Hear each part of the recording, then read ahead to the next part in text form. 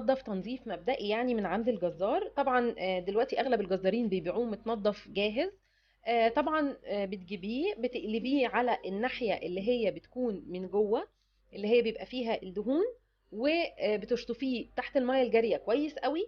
وبعد كده ضفت له 3 معالق من الملح، سواء ملح عادي او ملح خشن.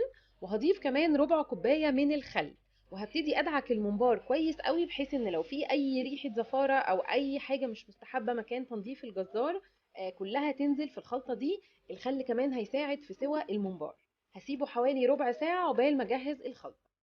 الخلطة بقى هتكون معايا بصلتين كبار، معلقتين من معجون صلصة الطماطم، ده توم مفروم، وكمان معاه فلفل رومي او فلفل حراق، ونص كوباية من الزيت، ونص لتر من الطماطم، وكمان 3 حزمة من الخضرة شبت وبقدونس وكزبرة، و3 كوبايات من الرز مغسول ومتصفي